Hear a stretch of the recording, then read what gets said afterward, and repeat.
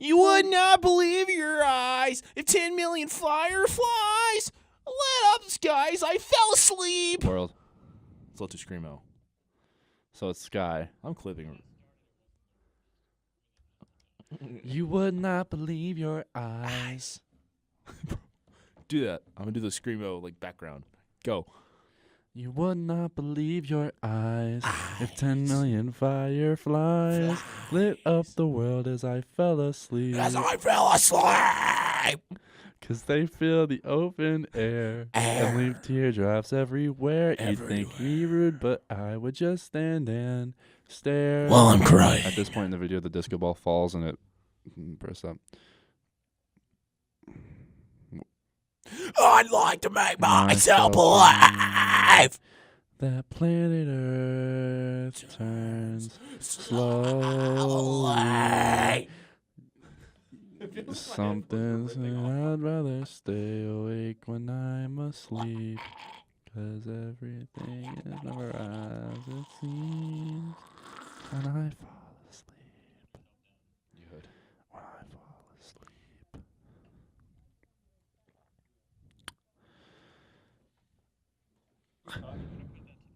Oh, it's that one chick.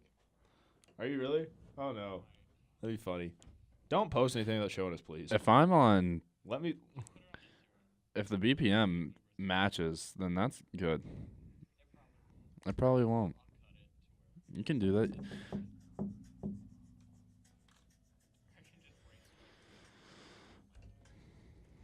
You could.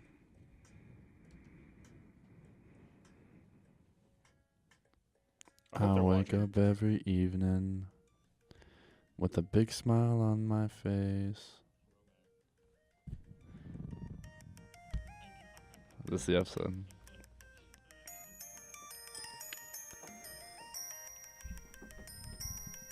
Bro, I got the keyboard.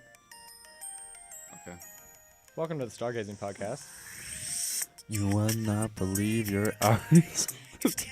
Fireflies lit up the world as I fell asleep. Makes me feel the open air and leave teardrops everywhere. You'd think me rude, but I would just stand and stare. I'd like to make myself believe that planet Earth turns slowly. It's hard to say that I'd rather stay awake when I'm asleep, 'cause everything is never as it seems. 'Cause they get 1,000 hugs from 10,000 lightning bugs. How to dance. Is a straw above my head, a sock caught beneath my bed. The disco ball is just hanging by a thread. To make myself believe that planet Earth turns slowly. It's hard to say that I'd rather stay awake when I'm asleep, 'cause everything is never as it seems. When I fall asleep, Keep going. well, open just a crack. Please take me away from here, 'cause I feel like such an insomniac. Please take me away from here. I'm tired of counting sheep. Please take me away from here. I'm too tired to fall asleep. There's 8 million fireflies. When did I say goodbyes? The dogs advise as I say farewell. Oh, and then there several are. If my dreams get real bizarre, you think they're a few, and I keep them in a jar. I like to make myself believe that planet Earth turns slowly. It's hard to say, but I'd rather stay awake when I'm asleep, 'cause everything is never as it seems. Turn it down. When I fall asleep, myself believe that planet Earth turns slowly. It's hard to say, but I'd rather stay awake when I'm asleep. 'Cause everything is never as it seems when I fall asleep. To make myself believe that planet Earth turns slowly. It's hard to say that I'd rather stay awake when I'm asleep. 'Cause my dreams are bursting out the seams.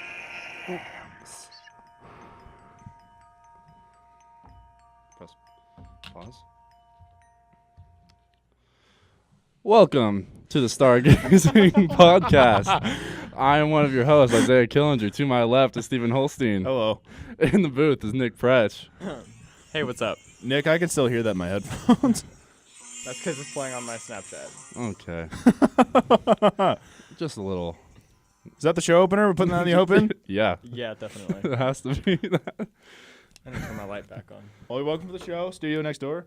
I wish we got him. Okay. Well, we are in a mood today. The light's broken again. Give it a couple seconds. They said it took like 3 minutes last time. Oh, well, whatever. We'll see. Okay. I can still hear it, bro. That's because it's still playing. Oh. You're going through, aren't you?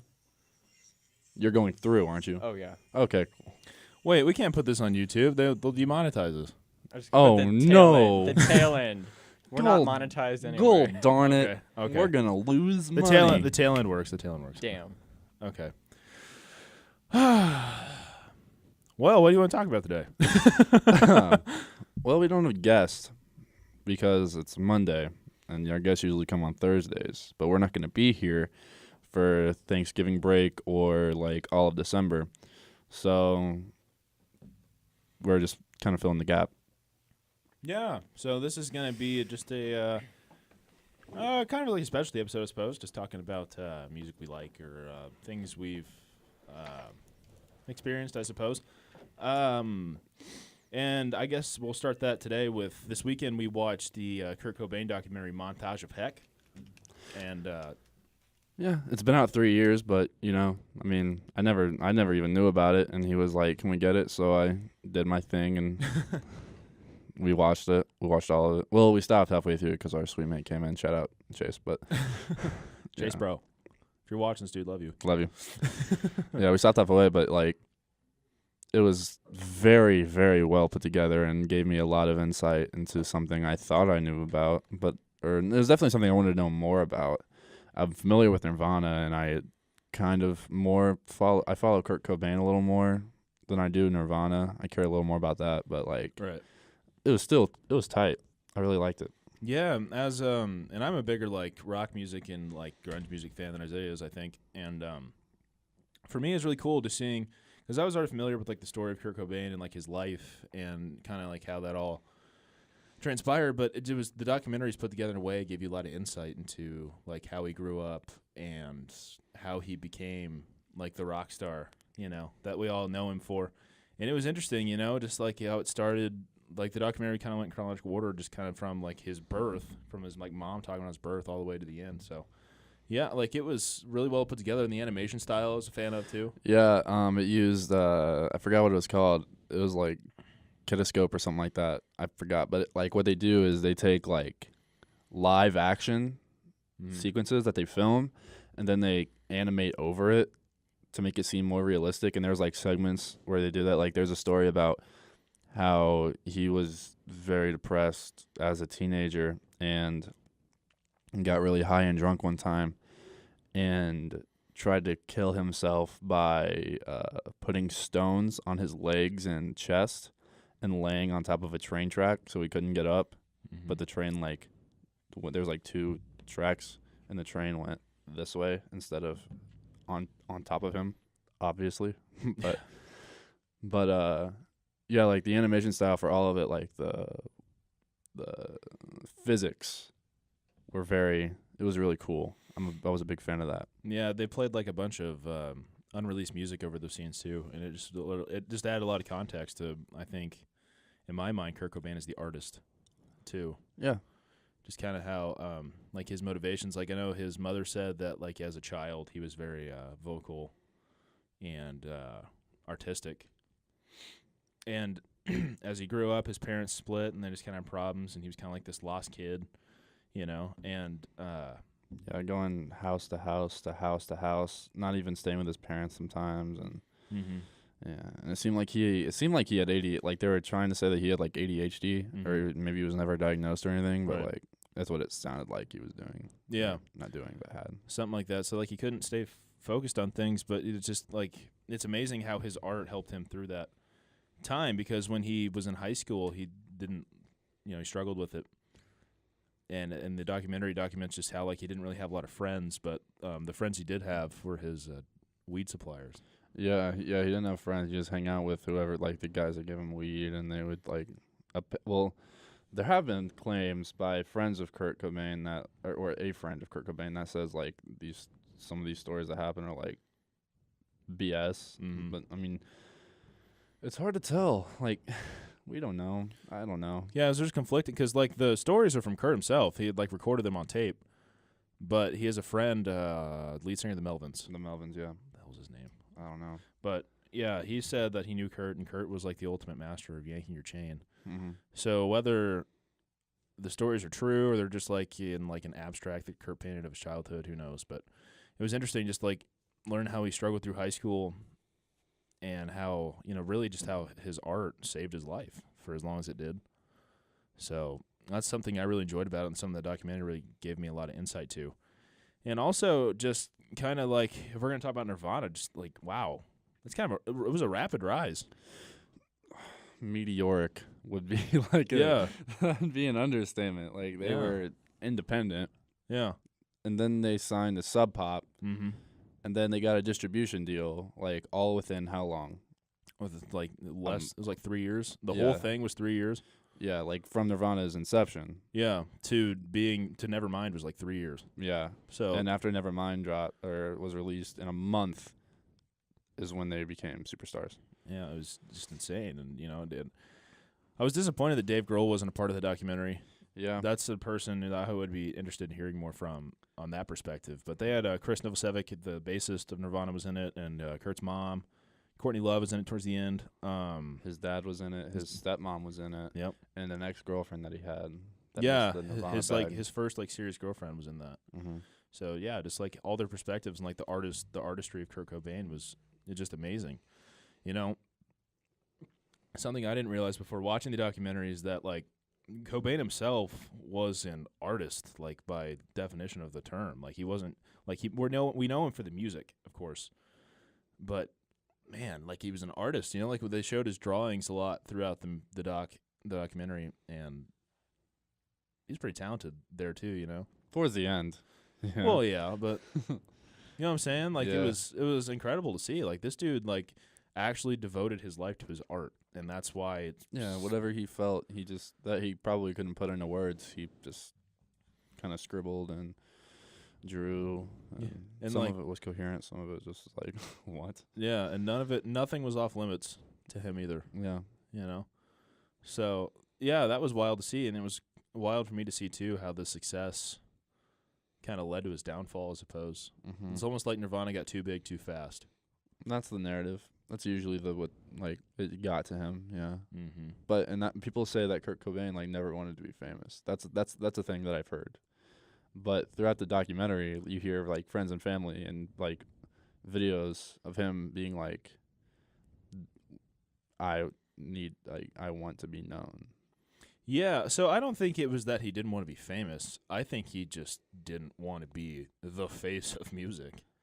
I Or think maybe he did, but I like- think he didn't want to be just like anyone else. Like Kurt Cobain could not do a 9-to-5 job, No. so he had to do something different, Right, yeah, he just wanted to or he eat. would have never. Yeah, he would have never been. Well, I would say at peace, but he never was. But like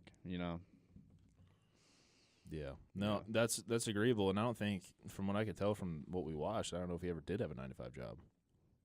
Or if he did, it was sporadic. he washed dishes or something. Or Yeah. no. Was it that? I can't remember. It was something like that. I don't remember. We were watching something. I don't know if It was something like that, but like he never like had like a serious job like that, and you know, he really poured his soul into his music, and that's something that's something that I really respect from like all artists. You know, the willingness and the ability to dump your whole life into your art. You know, because great art doesn't just happen. You know, it's like as genius as Kurt Cobain was, like he had to develop it. You know, Yeah. like that's a developed genius. So it was very cool to see just how he progressed to the level he got to, and like and then like how Nirvana just resonates with people today. Still, it's been 25 years since the suicide. Mm-hmm. So very very cool documentary. And then so they led up to Nevermind, kind of like his rise, and it looked like he was making it, and then he picked up a pretty nasty heroin addiction. And then his relationship with Courtney Love was like chronicled very well. They had like a lot of home videos with him and Courtney. And very weird home videos. Did you read about like who was taking those videos? Mm-mm. It was one of Courtney's like ex-boyfriends. Really? Yeah, and there's like video like in the videos she's like topless, and or just completely naked, and Kurt's like probably naked. It doesn't show a lot of waist. It doesn't show very many waist down. Like we get an ass shot, but it's a picture. But yeah, it doesn't seem like they have very many clothes on, like below the waist, and they're like it's like her ex-boyfriend. Really? Had a yes, that's true. Yeah. Where'd you read that at? I forgot, but like he was like, yeah, it was. I don't know why I forgot why he was there. I don't know. I'm misremembering. I'm not misremembering. It was one of her ex-boyfriends. I just didn't retain enough to talk about it. I gotcha. That's interesting. I didn't know that. Mm-hmm. But I don't know. You could really see. So that adds to like maybe the complexity, or even the toxicity of that relationship. How? Just because like an ex-boyfriend, that's like a factor, in the drug use, and they're both artists, so like they're both like not, I don't know, of average, like not your average people. They handle their emotions in a very specific and unique way. They both did. Yeah.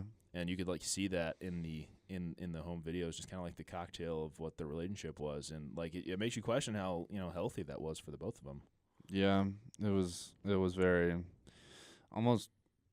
it was very unsettling, I think. Yeah. Especially seeing Kurt with all the sores on his body, and we know it's from drug use and how skinny he was. Like I never realized how skinny he actually was. I thought he was pretty like not like an athlete or anything, but but like average, solid. But this dude is a twig. Like, yeah.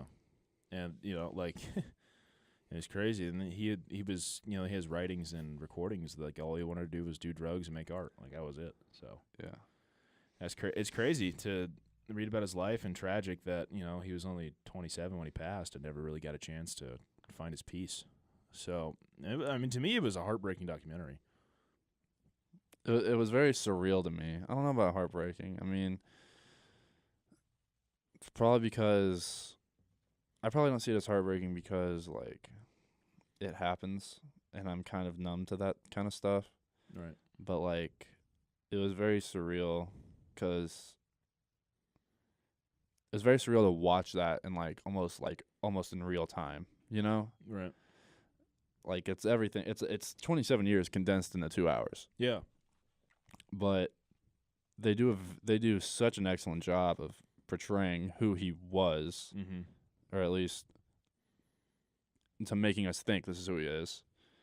If we question it, I don't know. Yeah, if you believe let's pretend it's all real, and then or assume. or assume it's all real. Yeah. Yeah. So like, and then you see him deteriorating every day. Like they show the notebook. The notes in his notebook, like that say like kill yourself, kill yourself, kill yourself, kill yourself, kill yourself, and then like his will and notes to Courtney and notes to his daughter. It was very it was like wow. Yeah, it's like it's one thing to read about it, it's another thing to like see that portrayed and like kind of live it for a couple hours. So it's wow. I mean, it really gives you insight to the music he made too. I think if you listen to Nirvana and like the kind of the dark subject matter and all of that. So That was interesting. I was disappointed that so they got to his overdose in Rome in '94, and then of course he killed himself a month later. But they skipped that part. The movie just ended after the overdose in Rome. Nothing was skipped. It's just But the movie ended when he ended, which but to me that's it makes sense to me. I sensed that coming yeah. because it's about Kurt Cobain, not about his legacy. You know what I mean? Yeah. But still, come on. Yeah, like that's a big part of the, of what we remember is the suicide, and like there were things that happened in the month that led up to that too. I mean, it didn't just like happen. Yeah, there's Like it was very glossed over, but like it's not surprising. Like like the family had to sign off on that documentary, so I mean, it's not surprising they wouldn't want to bring that up or talk about that pain. I think the movie the documentary was more to remember Kurt and celebrate life. Yeah, more of a celebration of life thing, but also to understand like who he was. So I don't know. I was disappointed, but like you said, I'm not really necessarily surprised that they skipped that. Yeah, especially if Courtney Love was like, because of I believe theories, but especially like Courtney Love was like, yeah, because she had to sign off on it too. Yeah, and of course, like if you're watching this and you know what we're talking about, like like the conspiracy theories around his death, or if he actually killed himself. So Nick, what do you know about the Kurt Cobain suicide? Nothing. Do you want to know about it? Tell me Okay. everything. I think you know more about it than I do. I don't want to force this on you though, because I brought it up. Before we do that, though, do you mind restarting that camera? How? Pressing the record button. Oh, okay. did we just We are short one Colby today. Yeah. No, it hasn't stopped yet. No, so you're just gonna edit this part though, so it's like not so choppy like that, where he gets up. I'll cut to me. That works. Right next to the viewfinder, where there's a little red dot at the top of the camera, next to the eyepiece. I'll turn up my mic. That. Mm-hmm. I don't hold it or anything? No, just press it.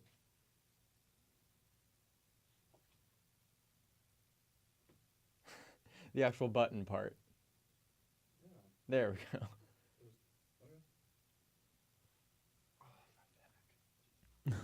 Cool. All right, so here we go. We're getting into the Kurt Cobain death conspiracy theory. The conspiracy episode, Nick. Were you expecting this today? Were you expecting a conspiracy? I was not expecting conspiracy. What were you expecting today? Not Owl City. Nothing that happened. Nothing that's happened so far. No. So this kind of gives you a peep into Isaiah and I's friendship. This episode started very cheery and but now we're getting into a suicide conspiracy. This is much like this is what we do at home. I can imagine. We live that. together. That's a handful. So okay, here we go. We'll get into it. From Wikipedia, the free encyclopedia. Shout out Wikipedia. Use Wikipedia in your classes. It's safe. It's never let me down. Okay. Can you elaborate on that just a little bit? Wikipedia, you have references. Okay, here we go. Okay. Here we go. On April 8th, 1994. Okay, restart. On April 8th, 1994, Kurt Cobain, the lead singer of the grunge band Nirvana, in case you didn't know that yet, was found dead in his home in Seattle, Washington. Forensic analysis at the time determined he had died by suicide on April 5th. The Seattle Police Department incident report states, Kurt Cobain was found with a shotgun across his body, had a visible head wound, and there was a suicide note discovered nearby. The King County Medical Examiner noted puncture wounds on the inside of both the right and left elbow. Prior to his death, Cobain had checked out of a drug rehabilitation facility and had been reported as suicidal by his wife, Courtney Love. Despite the official ruling of the suicide, it had been suggested that Cobain did not actually die from suicide. Tom Grant, a private investigator hired by Love to find Cobain after his departure from drug rehab, believes that Cobain was murdered as the result of a conspiracy. Grant's theory has been analyzed and questioned by several books, television shows, films, and the 2015 docudrama Soaked in Bleach.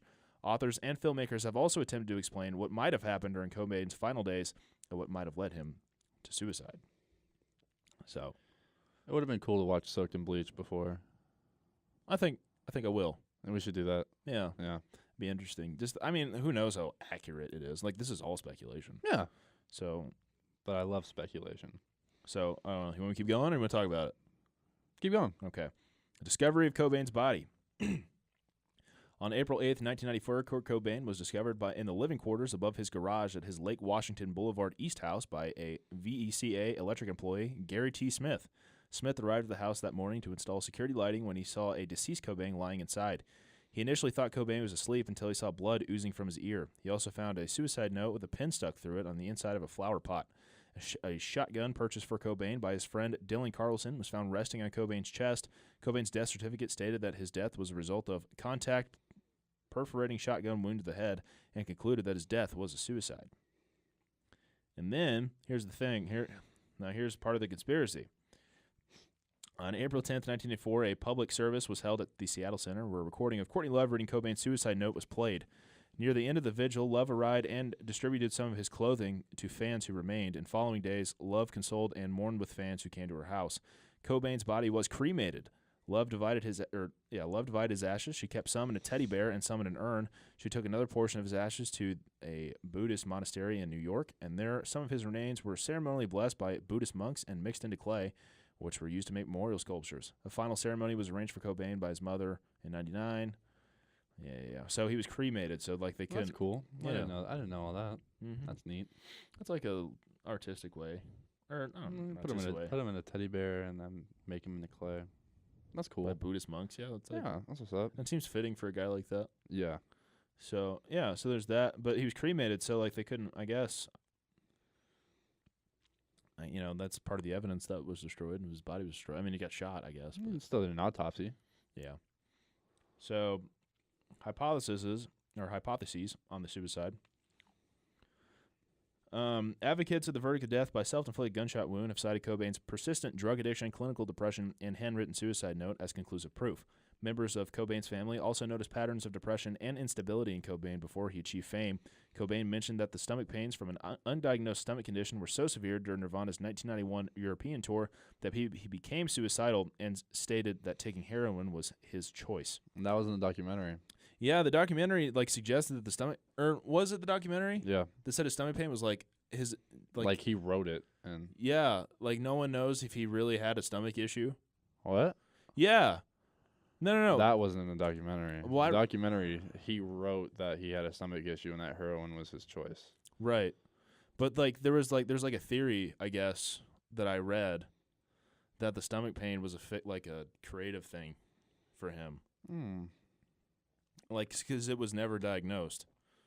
And that's strange because he had money, Like mind over matter? Or like No. metaphorical? He had metaphorical stomach issues, Okay. so as an excuse to do heroin. So people would stop asking why he was doing drugs. That's not metaphorical. Well, maybe not metaphorical, but that was I'm trying to see if I can find it. It was a real thing because, that's like a conspiracy that the stomach issue didn't exist because it was never diagnosed and he never fixed it. I've never heard that. Yeah, and that I always heard that he sang from his stomach, and that's why he sounded how he sounded. yeah, but I guess there's no. I mean, I'm not part of his family, so or someone who was there to see it. Yep. But there are conspiracies as well that the stomach pain was completely fictional. Mm-hmm. And it's just one of his creative muses. So that's a possible thing. But the stomach pain thing is a real thing. And it says, so to continue this, it says, heroin is the only thing that's saving me from shooting myself right now. And Kurt Cobain's cousin Beverly, a nurse, stated that the singer's family had a suicidal history and that Cobain's bipolar disorder and his struggles with drug addiction led him to suicide. I didn't know he was bipolar. I didn't know. I've never heard bipolar. That was never in the documentary. I'm not saying that. I'm saying that I'm referencing the documentary a lot, but that's just fresh in my mind. Yeah. In Charles Cross's biography, Heavier Than Heaven, Nirvana band member and bass guitarist Chris Novoselic is quoted on seeing Cobain in the final days before his intervention. He was really quiet. He was just estranged from all his relationships. He wasn't connecting with anybody. Novoselic offered to buy a nice dinner for Cobain, resulted in unintentionally driving him to score heroin. His dealer was right there. He wanted to get fucked up into oblivion. Jesus. He wanted to die. That's what he wanted to do. In his book of Grunge and Government, Let's Fix This Broken Democracy, Novoselic alludes to the circumstances of Cobain's death. Tragically, Cobain picked the wrong way to resign from the position he was thrust into. Novoselic's the guy that was balding, right? Yeah, Okay. He's the bassist. Okay, Yeah, okay. he's the bassist. Bassist. Okay. So, in March of 2014, the Seattle Police Department developed 4 rolls of film that had been left in an evidence vault. According to the Seattle Police, the 35mm photographs depict the scene of Cobain's corpse more clearly than the previous Polaroid images taken by the police. A detective, a cold case investigator, was asked to look at the film because it is 20 years later and it's a high media case. He stated that the official cause of Cobain's death remains suicide and that the images will not be released publicly. According to a spokesperson for the Seattle police, the department receives at least one request weekly, mostly through Twitter, to reopen the investigation. This resulted in Just one? I That guess. seems kind of low. Yeah, this resulted in the maintenance of the basic incident report on file. So and they didn't develop the film of this thing for 20 years. Yeah. It's fishy. There's always been something about it. Suicide is the easy, simple answer. Like, It's just fishy because there's so many conflicting reports. Like no one can always no one agrees. everyone, even people in a circle, don't agree. Yeah. Like that's the crazy part to me. But that's very Kurt Cobain. I mean, in essence, it is. That's why. But that's why it's like he's the perfect guy to like. If someone were to kill him, like he's the perfect person to do that to. Yeah. You know, because he's Perfect such. person to kill is someone that would kill themselves. Yeah, or it's just like such a mystery. Don't take that the wrong way. Don't. No, no, no. That was a really weird thing to No, say. no, I'm not. No, but it makes sense. No. But like, if anyone was gonna die a mysterious death, it was gonna be Kurt Cobain. Yeah. Like, this is not like it's a suicide, but it's not black and white, and that's so crazy. It's a suicide, but it's also a homicide. Could be. We'll keep reading. All right. The first to object publicly the report of suicide was Seattle public access host Richard Lee. A week following Cobain's death, the lead aired the first episode of an ongoing series called Kurt Cobain Was Murdered. This isn't funny, but like that's pretty blunt. Okay. Claiming there were several discrepancies in the police reports, including several changes in the nature of the shotgun blast. Lee acquired a video that was taped on April 8th from the tree outside of Cobain's garage, showing the scene around Cobain's body, which he claimed showed a marked absence of blood for what was reported as a point-blank shotgun blast to the head. Several pathology experts have stated that a shotgun blast inside the mouth often results in less blood, unlike a shotgun blast to the head. Okay. Wait. So So it's saying that there was a lot it of was in his mouth. No, the report said it was to his head, but Then how was he? Then how was the electrician guy? What was he? because the electrician guy saw Is the blood coming out of his ear? and the This is police dumb. and the police said it was a shotgun blast to the head, but there's not a lot of blood. Yeah, see, it's so conflicting. This is dumb. It's crazy. So- I hate shit like this. This and Kennedy, like Yeah, that's just that's just what it this is. and Kennedy. this yeah, like that's honestly, what it is for me. this feels the same way. I hold those a very high pedestals of conspiracies. Okay, so here we go. I Tom think I would Grant. hold Kennedy a little higher. I care less about that. That doesn't affect me. Honestly, Oh my god. I mean, honestly though, they're like probably on the same, maybe not same level of popularity, but like same level of like cultural relevance. at this Maybe. point. Yeah, at this point, I don't see why not. So, the main proponent of foul play surrounding Cobain's death is Tom Grant, a private investigator employed by Love after Cobain's disappearance from rehab. Grant was still under Love's employment when the body was found and came to believe that Cobain's death was a homicide. There are several components to Grant's theory. Bloodstream heroin levels. On April 14th, 1994, the Seattle Post-Intelligencer reported that Cobain was high on heroin when he pulled the trigger. The paper reported that the toxicology test determined that the level of morphine in Cobain's bloodstream was 1.52 milligrams per liter and that there was also evidence of Valium in his blood. The report contained a quote from Dr. Randall Baselt of the Chemical Toxicology Institute stating that Cobain's heroin level was at a high concentration by any account. He also stated that the strength of that dose would depend on many factors, including how habituated Cobain was to the drug. Grant argues that Cobain could not have injected himself with such a dose and still have been able to pull the trigger. Yeah, as far as I'm aware, Mm-hmm. I don't have a heroin experience by any means. But No could one's- someone no have one's- injected him after they shot him? Yeah, because Yeah. the argument is that there was too much heroin in his system to do anything. Yeah, it's like once you and in both elbows, Mm-hmm. so he would have had right, Pop like all at once. then bang in 3 seconds. Like, why? Does Alright. Yeah. I'll keep reading. that you're thinking? Enjoy it a little first. Yeah. Yeah, there we go. Enjoy it a little. All right. Grant does not believe that Cobain was killed by the heroin dose. He suggests that the heroin was used to incapacitate Cobain before the final shotgun blast was administered by the perpetrator. My bad. Grant Wallace and Halperin have used the doses reported in the Seattle Post-Intelligencer, not the actual autopsy report, and may not have the correct figure. The Seattle police cannot release the information to the media because reports and records of autopsies are confidential and protected under state and federal law. So we're never going to know. Whatever. It's a theory. Okay, so here's a suicide note. So while working for Love, Grant was given access to Cobain's suicide note and used her fax machine to make a photocopy, which has since been widely distributed. After studying the notes, Grant believed that it was actually a letter written by Cobain announcing his intent to leave Love, Seattle, and the music business. Grant asserts that the lines at the very bottom of the note, separate from the rest, are the only parts implying suicide. While the official report on Cobain's death concluded that Cobain wrote the note, Grant claims that the official report does not distinguish these final lines from the rest of the note and assumes it was written entirely by Cobain. Despite consulting with many handwriting experts, some disagree with Grant's claims. Document examiner Janice Parker concluded that the note was written by Cobain after spending 2 weeks examining the original copy. When Dateline NBC sent a copy of the note to 4 different handwriting experts, one concluded that the entire note was in Cobain's hand, while the other 3 said the sample was inconclusive. One expert contacted by the television series Unsolved Mysteries expressed the difficulty in drawing a conclusion, given that the note being studied was a photocopy, not the original. But in the very same documentary, 2 other experts found the writing, especially the last 4 lines, suspicious. And if you look at the suicide note, so, Isaiah, if you can see it here. I can't see it. Yeah. I can see it there. Oh, yeah. See it? Like, this is what suggests suicide on the bottom, those bigger letters. Mm-hmm. So, like, that's the discrepancy, how it's all, like, really small here. Mm-hmm. Like, that looks different, you know? Can you read it? I can pull it up after I finish this if you want. Cool. Yeah. Okay. So here we go. Shotgun.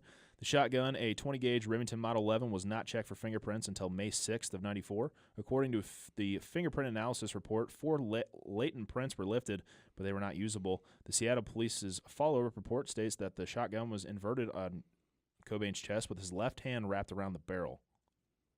It was in like this? Mm-hmm. Yeah. That's where a shotgun's going to land if you shoot yourself. He's left-handed. Okay, well, still. That's how I would hold a shotgun. Grant also cites circumstantial evidence from the official report. For example, the report claimed that the... This is get one down the damn wormhole.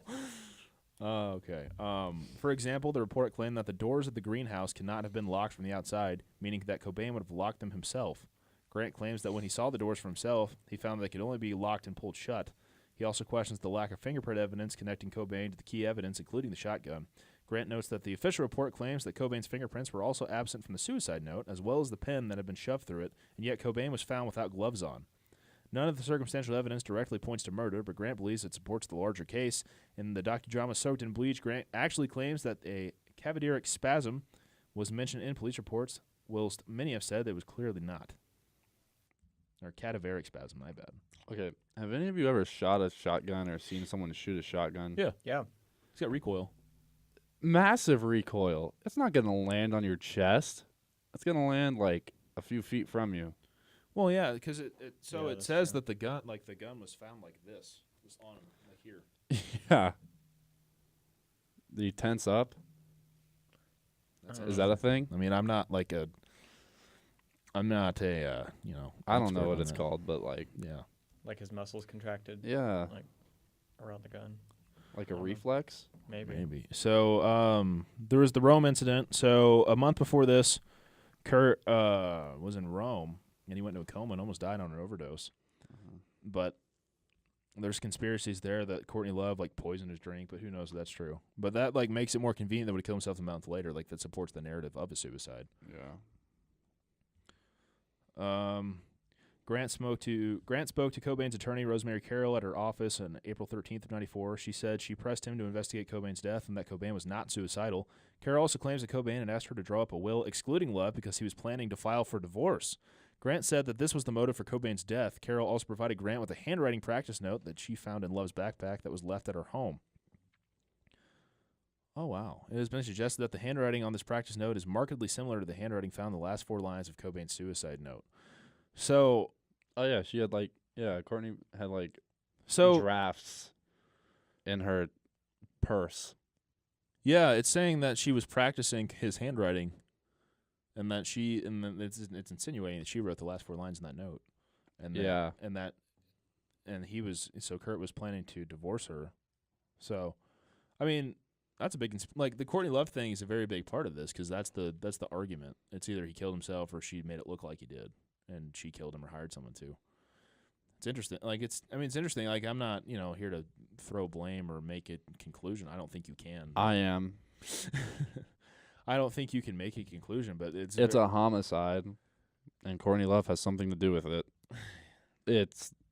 To me, it's very simple. There's just never going to be closure on that, so that's why it bothers me. Yeah. I mean, I don't. There are plenty of counterpoints too. Like there's plenty of things that suggest that it is a suicide. Like I mean, he did try to kill himself a month earlier, allegedly. What does that have to do with this situation, though? Well, I'm just saying, and like, this is all hearsay. Like it was Kurt's attorney. Like, it doesn't necessarily mean it's true just because someone said it. And then, like, it said that the Grant may have had the wrong idea on the actual dosage of heroin in his system. Maybe.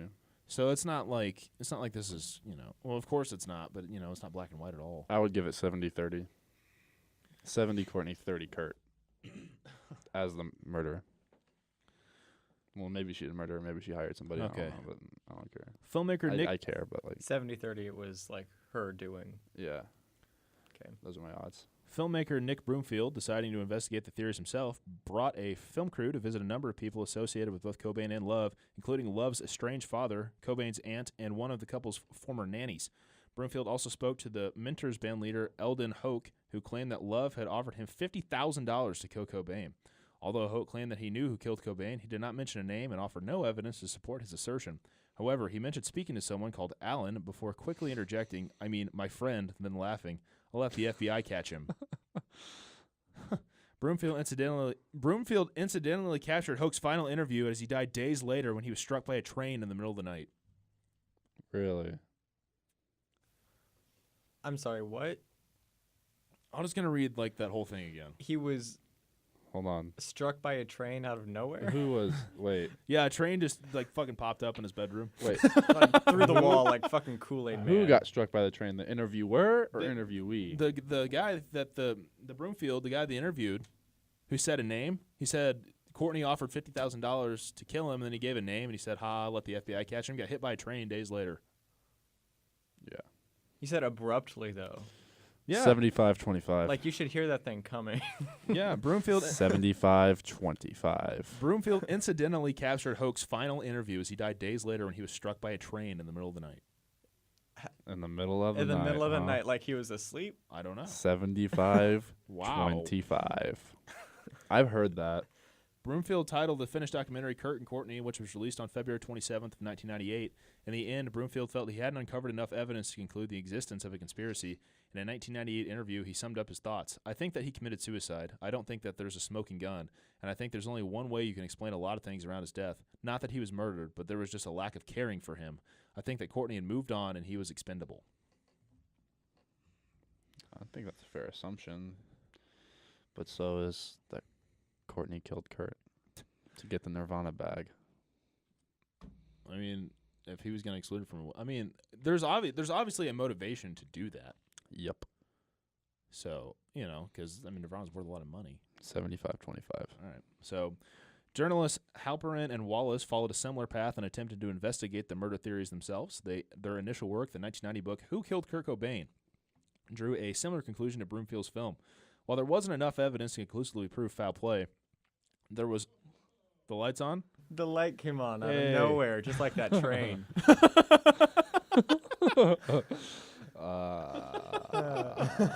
That's a good We have simile. fun.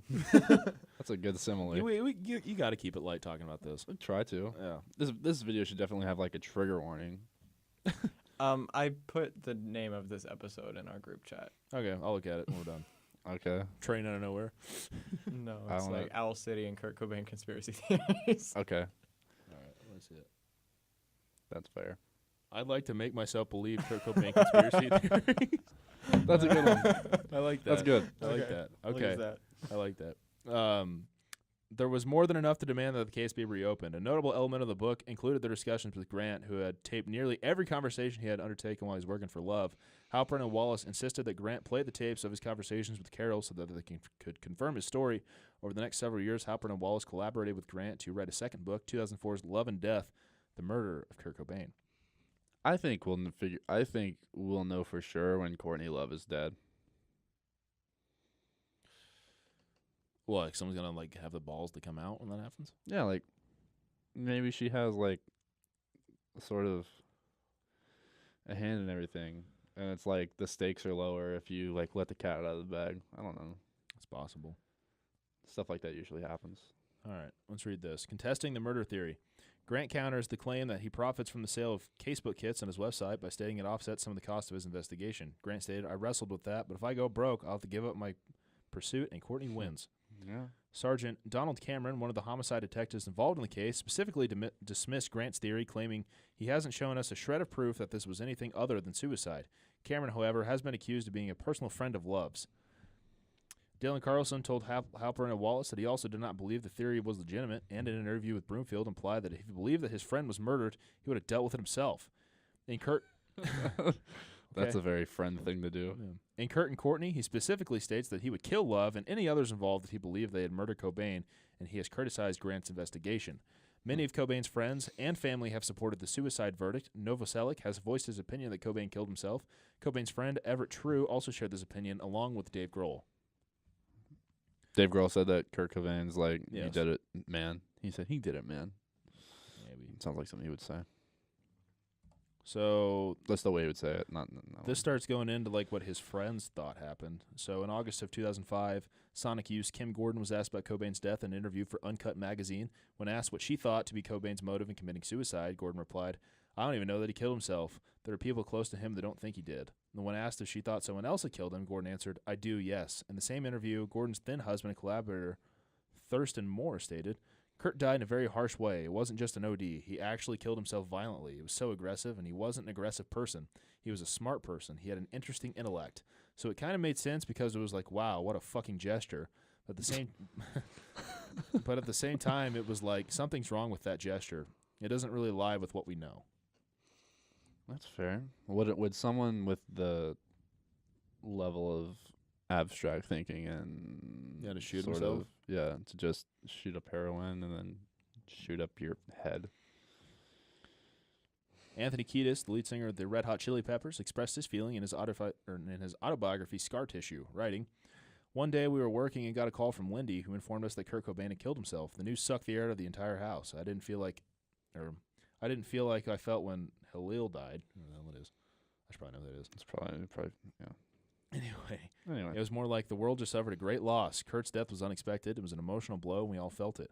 I don't know why everyone on Earth felt so close to that guy. He was so beloved and endearing and inoffensive in some weird way. For all of his screaming and all of his darkness, he was just lovable.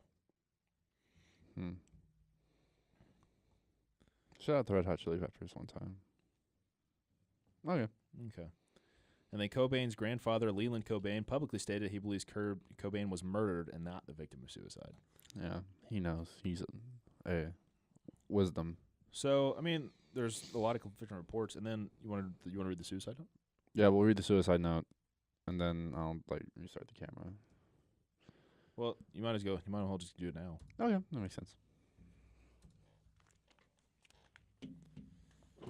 Sorry, we got to keep resetting the camera. We have Colby here today. Colby is the MVP of the show. Well, he's one of the MVPs. I say Nick's the real MVP. Nick does it all, but Colby's needed. Colby's our camera guy. Come back, Colby. He's our camera man. We miss you, dude. Why isn't he here today? He's out of town. I don't know. That's what he said on Snapchat. Bro, he's too cool for Kurt Cobain suicide theories. You didn't even know. He doesn't know what he's missing out on. Like You're right. Owl City. That's his He favorite would band. He would love that. Okay. Wow, that was in honor of Colby. Yeah. Okay. In memoriam. Here we go. I'm going to read this is the typed out version, so this isn't the actual note. It's like, well, someone typed it out. So here we go. Yeah. To Buddha. Speaking from the tongue of an experienced simpleton who obviously would rather be an emasculated infantile complainee, this note should be pretty easy to understand. All the warnings from the Punk Rock 101 courses over the years, since my first introduction to the, shall we say, ethics involved with independence and the embracement of your community has proven to be very true. I haven't felt the excitement of listening to as well as creating music along with reading and writing for too many years now. I feel guilty beyond words about these things. For example, when we're backstage and the lights go out and the manic roar of the crowd begins, it doesn't affect me the way it did for Freddie Mercury, who seemed to relish in the love and adoration from the crowd, which is something I totally admire and envy. The fact is, I can't fool you, any one of you. It simply isn't fair to you or me. The worst crime I can think of would be to rip people off by faking it and pretending as if I'm having 100% fun. Sometimes I feel as if I should have a punch-in time clock before I walk out on stage. I've tried everything within my power to appreciate it, and I do. God, believe me, I do, but it's not enough. I appreciate the fact that I and we have affected and entertained a lot of people. It must be one of those narcissists who only appreciate things when they're gone. I'm too sensitive. I need to be slightly numb in order to regain the enthusiasms I once had as a child. On our last 3 tours, I've had a much better appreciation for all the people I've known personally and as fans of our music, but I still can't get over the frustration, the guilt, and empathy I have for everyone. There's good in all of us, and I think I simply love people too much, so much that it makes me feel too fucking sad. The sad, little, sensitive, unappreciative Pisces Jesus, man. Why don't you just enjoy it? I don't know. I have a goddess of a wife who sweats ambition and empathy, and a daughter who reminds me too much of what I used to be, full of love and joy, kissing every person she meets because everyone is good and will do her no harm. And that terrifies me to the point where I can barely function. I can't stand the thought of Francis becoming the miserable, self-destructive death rocker that I've become. I have it good, very good, and I'm grateful, but since the age of 7, I've become hateful towards all humans in general, only because it seems so easy for people to get along that have empathy, only because I love and feel sorry for people too much, I guess. Thank you all from the pit of my burning, nauseous stomach for your letters and concern during the past years. I'm too much of an erratic, moody baby. I don't have the passion anymore, and so remember, it's better to burn out than to fade away. Peace, love, empathy, Kurt Cobain. And this is the disputed part here at the bottom. Francis and Courtney, I'll be at your altar. Please keep going, Courtney, for Francis, for her life, which would be so much happier without me. I love you, in all caps. I love you. That's a pretty convincing suicide note to me. I think it goes back and forth in a way that's like, I don't know what I'm trying to say. Don't Like- all good mysteries. Yeah. Based on what I saw in the documentary and what he wrote in the documentary, Mm-hmm. and what, to my knowledge, Courtney Love is capable of. I don't know her talent. Right. There's things that I think he definitely would have said. Yeah. There's things that were worded that were like, what? Like he says Buddha, and then he says, please God, and like, I don't know. I mean, I don't know him. I don't know his I don't know. work enough to make that judgment. But I'm trying to understand how, like, the theory that this is about quitting the music industry. But I mean, that's what's about. He's like, I'm on stage and I hate it, or like I don't enjoy it enough. Yeah. So I mean, that's what the It letter feels like a job. I mean, that's what he's talking about. So like,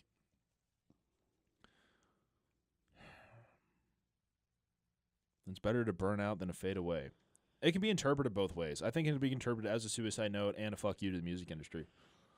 Could be maybe, I don't know. That leaves me with more questions. Yeah, because that last 4 lines, Francis and Courtney, I'll be at your altar.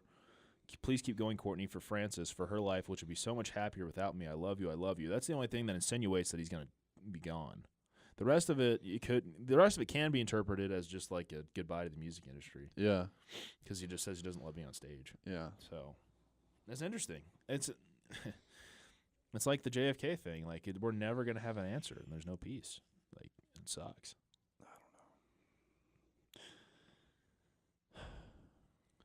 So there we go. That is the Kurt Cobain suicide. I mean, I guess he's dead either way, huh? Yeah. You know, but it's I don't know. That's sad. It's sad that Either way, someone got what they wanted. yeah. And just considering the genius of Kurt Cobain and Nirvana and the impact they've had on music is profound. I mean, to me, I'm not Mount Rushmore episodes are a little corny, and we've done a Mount Olympus episode, but like the Mount Rushmore of 21st century popular, or not 21st, but like 20th century popular music, you know, is Elvis, Michael Jackson, Kurt Cobain, and then for me, I put Kanye West as number 4, but that's obviously debatable. You said 20th century. So 20th, 21st century, like modern music. Let's say modern music. Let's say from like the 40s on. Okay. Cher. Really? To me, the Mount Rushmore of popular music is Elvis, Michael Jackson, Kurt Cobain, Kanye West. Kanye West is the shakiest. Yeah, you could replace like 4 and 5 are Kanye West and the Beatles. The Beatles, yeah. Okay, so there you go. I forgot. But those 3, I think Cobain, Elvis, Michael Jackson are firmly on the Mount Rushmore. To me, they are. So, and that's my opinion. Kurt but Cobain or Nirvana? I mean Nirvana, but Okay. like Kurt Cobain, the artist. So There's no Kurt Cobain if there's no Nirvana. that's true. So Nirvana, but Because before the sorry, no, it's fine. Go ahead. before the document. Now I'm just making like a joke. What? It's not worth No, interrupting. that's fine. Go ahead. I was gonna say like they used to go by like the Reaganites. Yeah. Do you remember the Reaganites? No. No. Do you remember fecal matter? No. No. Yeah. They just said, No. yeah. No. I mean, I agree, but to me, that's how it is as far as influence and popularity goes. So. Because Dave Grohl came out of Nirvana too. So. Yeah, Like, I mean, it's and the Foo Fighters are probably, I mean, if not the biggest rock band of the 21st century, They are yeah, I mean, if they're not, they're like in the top 3. too. Yeah. So, yeah. Dave Grohl, man. Wow. Whew. Talk about a bag. Shout out Dave Grohl.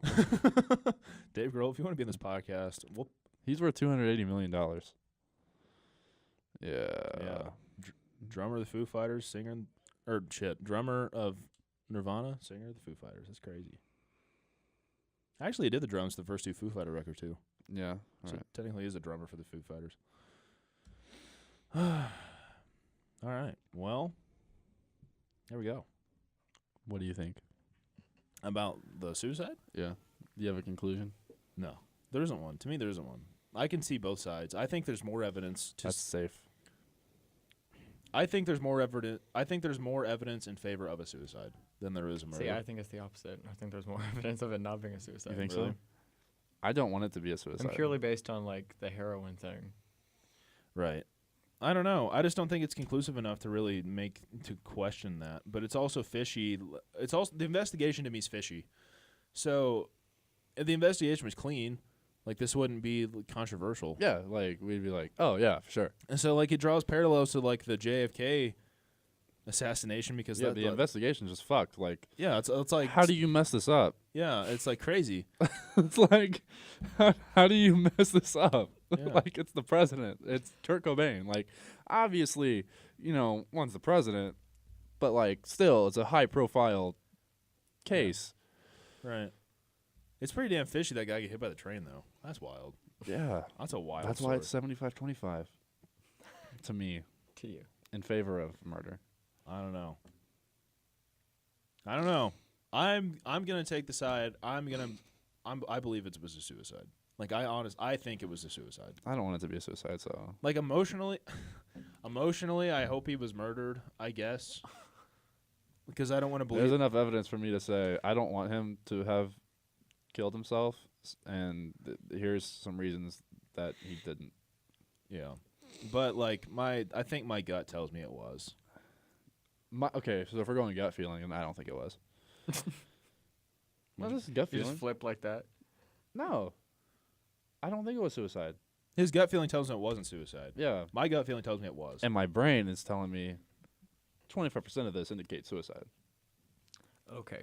What do you think? You're someone who didn't know about it, but you Yeah, think it's suicide. From No, I don't think it was suicide. Wow. Yeah. See, this is the interesting thing for someone who's not like connected. Like Nick listens to music, but he's not like emotionally invested in Nirvana or Kurt Cobain, and he just learned about this whole story today. Yeah, so like face value, it's yeah. like I've known about there's this. something. I've known about this since I was like 12 years old. I didn't learn about Kurt Cobain today. Well, I know, but like the whole like the I circumstances. didn't know the murder-suicide Yeah, that's what I'm talking about. conspiracy thing. That's what I'm talking about. Like I've known about this since I was like 12 years old. Mm. So like I have a skewed opinion, I suppose. But like it's interesting to hear from you, as someone who's never heard about this before. So there we go. Yeah. So based on the evidence presented, He killed himself, or no, he was murdered. We don't know. Or wait. And that Wait, handwriting wait. forensics thing doesn't have the best track record either. Yeah, as there's an no actual fingerprints. forensics study. No, There's- the handwriting forensics. That too. There's no fingerprints. He wasn't wearing a glove. He was holding the shotgun that he shot himself in the head with, like that. You're holding on, bud. God, It's crazy. that's why I don't like. It just doesn't make sense. Like You hold it like this and still pull the trigger. yeah, whatever. I mean, we have to laugh about it, like, because this is like a very heavy subject, but this shit's crazy, man. Like, wow. You ever seen these? Seen what? The photos? No. What? That's dumb. Yeah, I'll show you later. There's like a whole website that's got them. Oh. But okay, well, We'll there- link that website down below. Yeah. But We'll link everything down below. everything. Everything. There's like the gun. Yeah, this is also crazy. So I don't know. I think this is a good place to leave it today. We've been heavy enough, I think. Yeah. Okay. All right, we had fun at the beginning. Got a little heavy towards the middle and end. That's why we had fun at the beginning.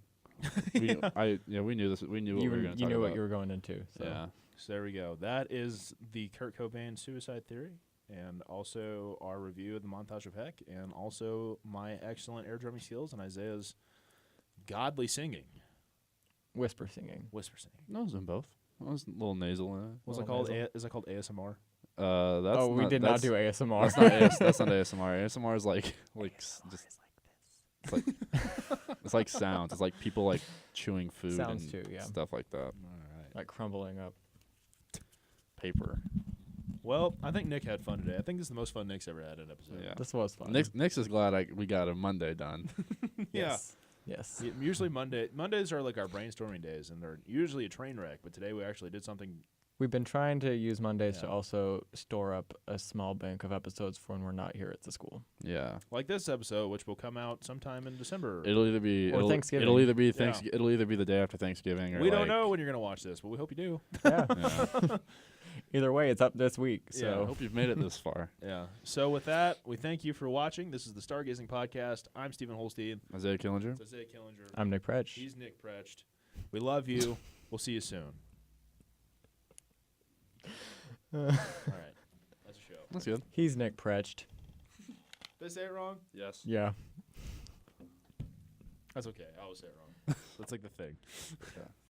When you actually show it to them and like they listen to it, they're like, "Y'all made this. This is your voice." Da, da, da. I'm like, "Yeah, if you would just take the time to tune in, like it Right. would be so many more people Like, like you're on you." your phone anyway. Yeah, Yeah. exactly. And then like I envy this dude because he started boom great. When I started, I was young, I was shitty, Yeah. and it took years before.